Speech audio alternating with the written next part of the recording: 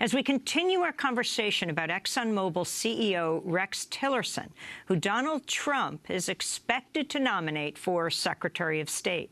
Speaking on Face the Nation Sunday, Senator John McCain said Tillerson should be given a fair hearing, but reiterated his concerns about Tillerson's ties to Vladimir Putin.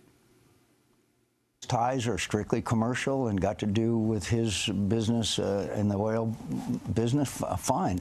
But we'll give him a fair hearing. But is it a matter of concern? Certainly it should be a matter of concern. But I'm sure that in a bipartisan way, he'll get a fair hearing. It's a matter of concern to me that he has such a close personal relationship with Vladimir Putin. And obviously, they've done enormous deals together, that would color his approach to Vladimir Putin and the Russian threat. One of the enormous deals that Vladimir Putin and Rex Tillerson worked on was a $500 billion oil exploration partnership between Exxon and the Russian government's oil company, Rosneft. The Obama administration blocked the deal when it imposed sanctions against Russia for its intervention in Ukraine. In a recent column for Think Progress, headlined "Trump, Putin, and ExxonMobil Team Up to Destroy the Planet," Joe Romm, founding editor of Climate Progress, writes, "This deal could explain why Putin appears to have interfered in U.S. elections in favor of a Trump victory." Romm goes on to say if the sanctions are lifted, something a new Secretary of State could help make happen, it would pay off big time for Exxon. Imagine if the oil giant is free to produce and sell oil on the staggering 63.7 million acres of Russian land it leases, which is over 5 times the amount of land it leases in this country. Happy days are here again for Exxon, Joe Romm writes. Well, for more, we are joined by Joe Romm in Washington, D.C., who also was chief science advisor for years of Living Dangerously. So, Joe Romm, for people who have no idea what this is about, this Rosneft deal and the sanctions and what it would mean if they're lifted, please lay it out for us. Sure. Well, Rosneft is the state oil company for Russia, and under Putin, it has been acquiring more and more power and control over the oil industry. And it is now, I believe, the world's largest oil entity in the world. ExxonMobil is the world's largest, privately held oil company in the world. And, we're entering a period where it's harder and harder to find oil.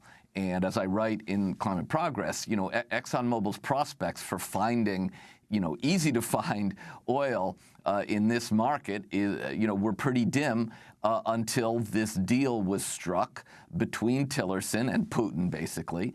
And this deal would have created a $500 billion joint effort, the biggest oil deal ever. It's $500 billion. We're talking $500 billion. This is a staggering amount of money.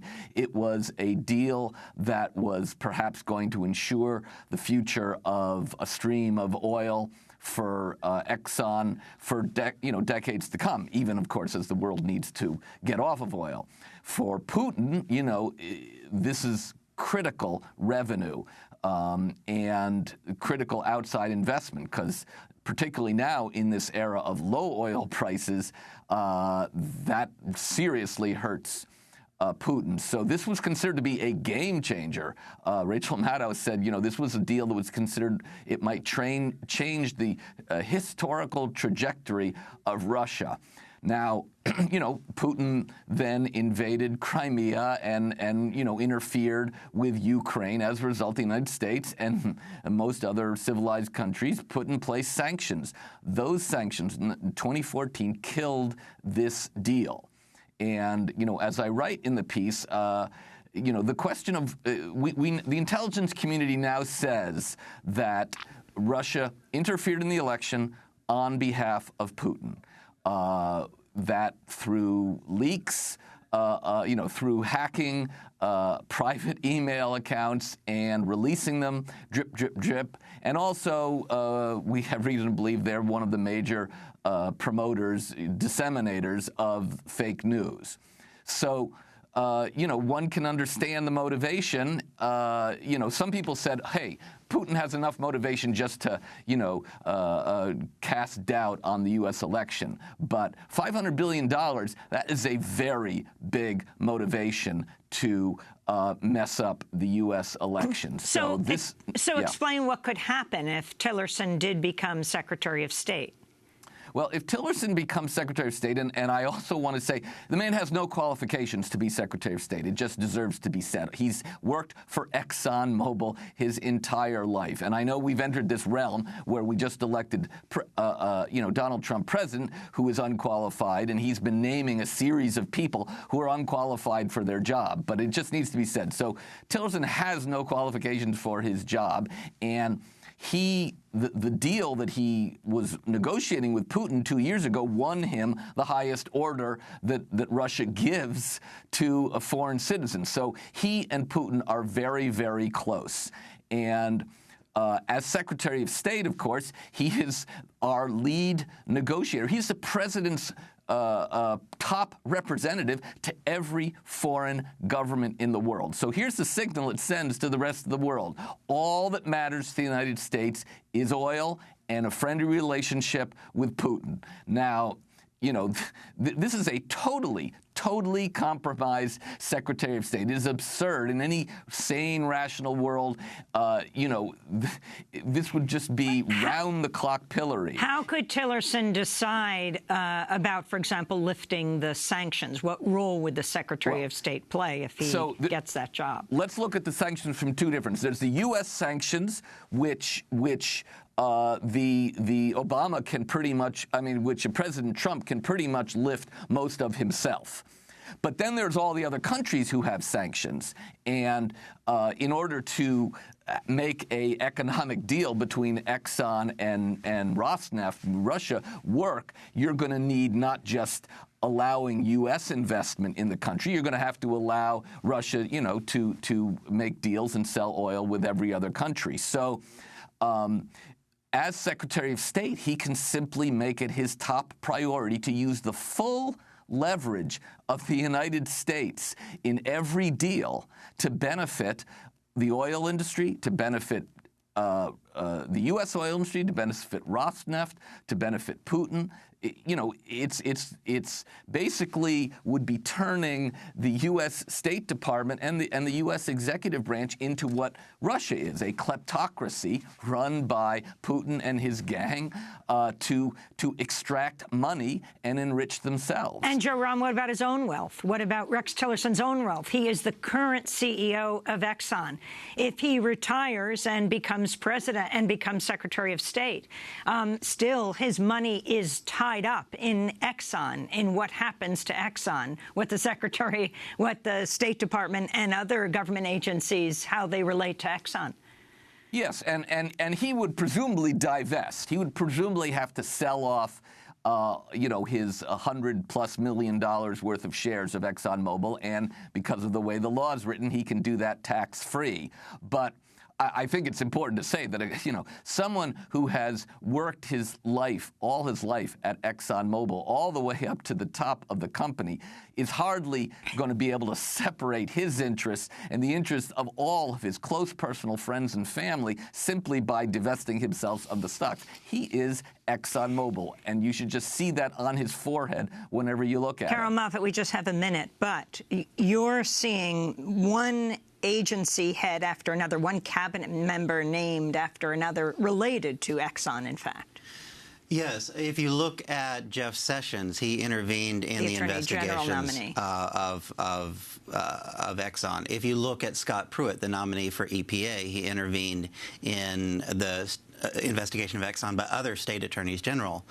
Then you add Rex Tillerson, and on climate change, what we're looking at is government of Exxon, by Exxon, and for Exxon.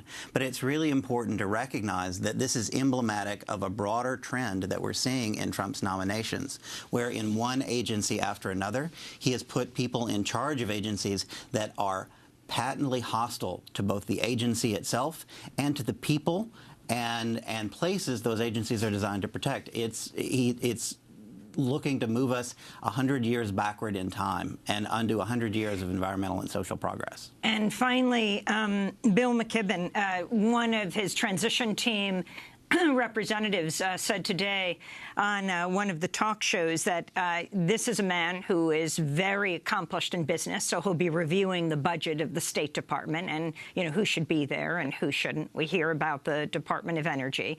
Donald Trump just said he'll be deciding very soon after becoming president what to do about the Dakota Access Pipeline, which the Obama administration has said no to granting the final permit to, and the Keystone XL, which your group 350.org and so many others fought so hard until President Obama said no to the Keystone XL. Finally, what does this mean, and how is 350.org organizing? 2016 is the hottest year in human history, and we're going to have to make 2017 as politically hot as it is humanly possible to do. If people have been keeping their powder dry, waiting to come out and engage in peaceful protest, well, this is the moment. Everything is at risk, both in terms of our democracy and our planet. And so we will organize at 350, just as people will organize all over the country, and we'll do it not with complete confidence that we're going to win. We'll do it because we have to do it, and we will see what happens. This is one of those hinge moments in human history, and actually in planetary history, too. I'm not sure there's ever been one quite like it, Amy. Well, I want to end with a clip from Fox News this Sunday. Donald Trump interviewed by Chris Wallace on the pipeline. Let me ask you a couple of specific questions.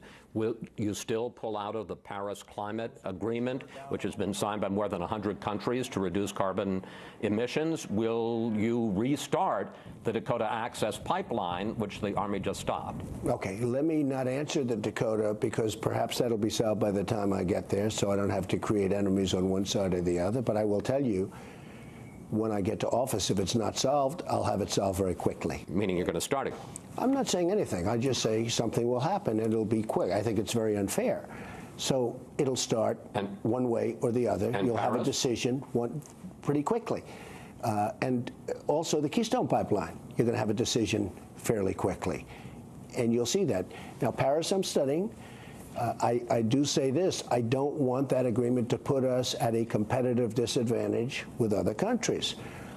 And as you know, there are different times and different time limits on that agreement. I don't want that to give China or other countries signing agreements an advantage over us. That's Donald Trump yesterday on Fox News.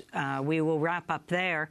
And in our next segment, we'll look back at the investigation by the Los Angeles Times and Inside Climate News into how ExxonMobil covered up its own knowledge of human-induced climate change. I want to thank Joe Rom of Climate Progress, Carol Moffat of the Center for International Environmental Law, and Bill McKibben, co-founder of 350.org. Stay